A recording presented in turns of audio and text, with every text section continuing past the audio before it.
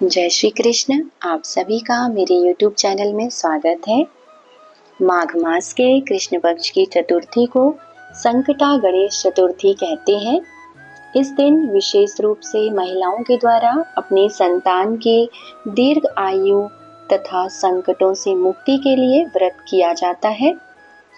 माघ महीने के राजा भगवान श्री गणेश जी हैं।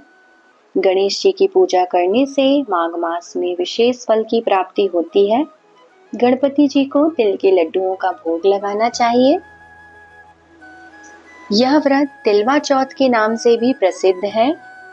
तिलवा चौथ व्रत की कथा इस प्रकार है। पार्वती जी ने पूछा कि हे वत्स, माघ महीने में किस गणेश की पूजा करनी चाहिए तथा इसका क्या नाम है।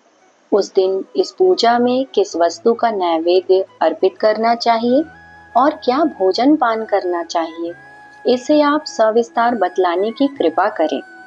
गणेश जी ने माता से कहा कि हे माता, माघ मास में भालचंद्र नामक गणेश की पूजा करनी चाहिए। इनका पूजन षोडशोपचार विधि से करना चाहिए।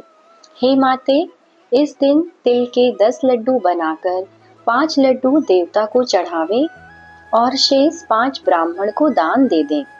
ब्राह्मण की पूजा भक्ति पूर्वक करके उन्हें दक्षिणा देने के पश्चात उन 5 लड्डुओं को उन्हें प्रदान कर दें। हे देवी, तिल के 10 लड्डुओं का स्वयं आहार करें। इस संबंध में मैं आपको राजा हरिश्चंद्र की कथा सुनाता हूँ। प्राचीन समय की बात है। सतयुग में हरिश्चंद्र नामक एक प्रतापी राजा हुए थे। वे क्षत्रिय धर्म में पटु सरल स्वभाव, सत्यनिष्ठ और विद्वान ब्राह्मणों के पूजक थे। हे देवी, उनके शासन काल में अधर्म नाम की कोई वस्तु नहीं थी। उनके राज्य में कोई अपाहिज, दरिद्र या दुखी नहीं था। सभी लोग आदि व्याधि से रहित एवं दीर्घायु होते थे। उन्हीं के राज्य में एक ऋषि शर्मा नामक तपस्वी ब्राह्मण रहते थे।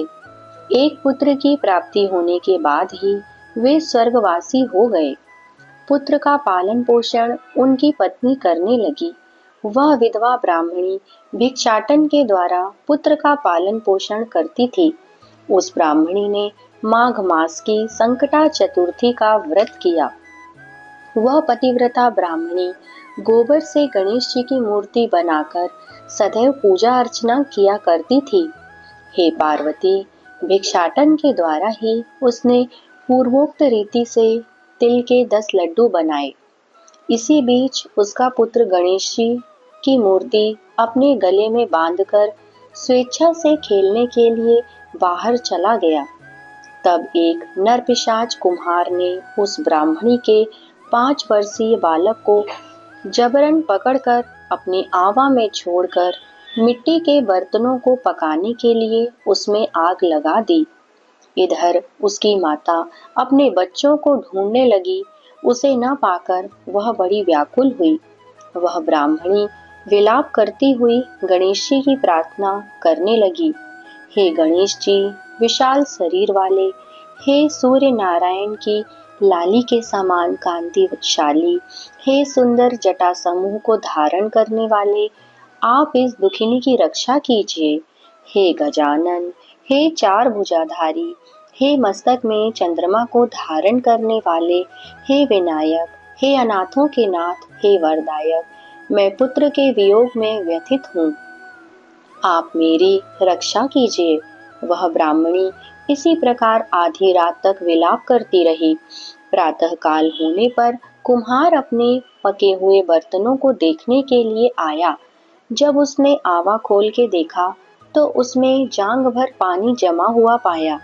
और इससे भी अधिक आश्चर्य उसे जब हुआ कि उसमें बैठे एक खेलते हुए बालक को देखा। ऐसी अद्भुत घटना देखकर वह भयवश कांपने लगा और इस बात की सूचना उसने राज दरबार में दी। उसने राज्यसभा में अपने दुष्कर्म का वर्णन किया। कुम्हार ने कहा कि हे महाबाहु, हे प्रज्वलित अग्नि के समान तेजवान, हे महाराज हरिश्चंद्र, मैं अपने दुष्कर्म के लिए वध के योग्य हूँ।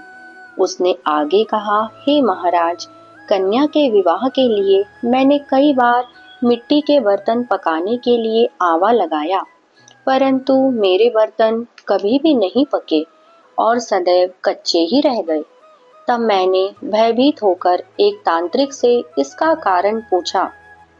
उसने कहा कि चुपचाप किसी लड़के की तुम बलि चढ़ा दो, तुम्हारा आवा पक जाएगा। मैंने सोचा कि मैं किसके बालक की बलि दूं? जिसके बालक की बलि दूंगा वह मुझे क्यों जीवित छोड़ेगा? इसी भय से हे महाराज मैंने दृढ़ निश्चय किया कि इसे ही बैठाकर आग लगा दूंगा। मैंने अपनी पत्नी से परामर्श किया कि ऋषि शर्मा ब्राह्मण मृत हो गए हैं। उनकी विधवा पत्नी भीख मांगकर अपना गुजारा करती है। वह लड़के को लेकर क्या करेगी? मैं यदि उसके पुत्र की बलि दे दूं तो मेरे बर्तन पक जाएंगे। मैं इस दुष्कर्म को करके रात में निश्चिंत होकर सो गया। प्रातःकाल जब मैंने आवा खोलकर देखा तो क्या देखता हूँ कि उस लड़के को मैं जिस स्थिति में बैठा गया था वह उसी तरह निर्भय होकर बैठा हुआ है और उसमें जांग भर पानी भरा हुआ है।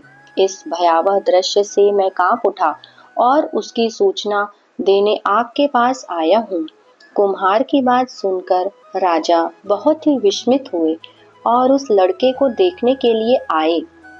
बालक को प्रसन्नता पूर्वक खेलते देखकर मंत्री से राजा ने कहा कि यह क्या बात है, यह किसका लड़का है? इस बात का पता लगाओ। इस आवे में जांग भर जल कहाँ से आया? इसमें कमल के फूल कहाँ से खिल गए? इस दरिद्र कुम्हार के आवे में वैदूर्य मणि के समान हरी हरी धूप कहाँ से उगाई? बालक को ना तो आग की जलन हुई, ना तो इसे भूख प्यास लगी है। यह आवे में भी वैसे ही खेल रहा है मानो अपने घर में खेल रहा हो। राजा इस तरह की बात कह ही रहे थे कि वह ब्राह्मणी वहां बिलखती हुई आ पहुंची। वह कुम्हार को कोसने लगी। जिस प्रकार गाय अपने बछड़े को देखकर रंभाती है, ठीक वैसी ही स्थिति उस बुढ़िया की थी। वह बुढ़िया बालक को गोद में लेकर प्यार करने लगी और कांपती हुई राजा के सामने बैठ गई। राजा हरिश्चंद्र ने पूछा कि हे ब्राह्मणी, इस बालक के न जलने का क्या कारण है?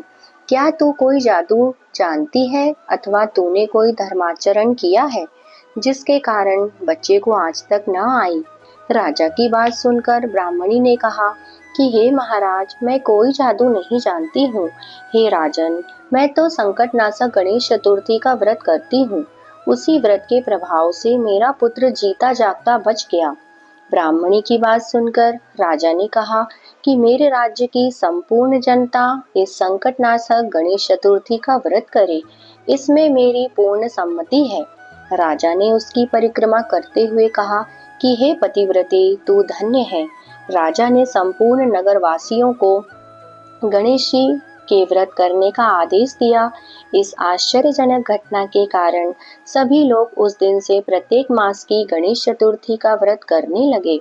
इस व्रत के प्रभाव से ब्राह्मणी ने अपने पुत्र के जीवन को पुनः पाया था। इतना कहने के बाद श्री कृष्ण ने कहा कि हे युधिष्ठिर, आप भी सर्वोत्तम व्रत को कीजिए। इस व्रत के प्रभाव से आपकी सभी कामनाएं पूर्ण होंगी। आप मित्रों, पुत्रों और पौत्रों को सुख देने वाले साम्राज्य को प्राप्त करेंगे। हे महाराज, जो लोग इस व्रत को करेंगे उन्हें पूर्ण सफलता मिलेगी। भगवान कृष्ण की बात से युधिष्ठिर बहुत प्रसन्न हुए और माघ कृष्ण गणेश चतुर्थी का व्रत करके निष्कंटक राज्य भोगने लगे। जय श्री गणेश। आगे भी ऐसी रोचक कथाएं सुनने के लिए मेरे चैनल को सब्सक्राइब कीजिए, वीडियो को लाइक और शेयर भी कीजिए। धन्यवाद।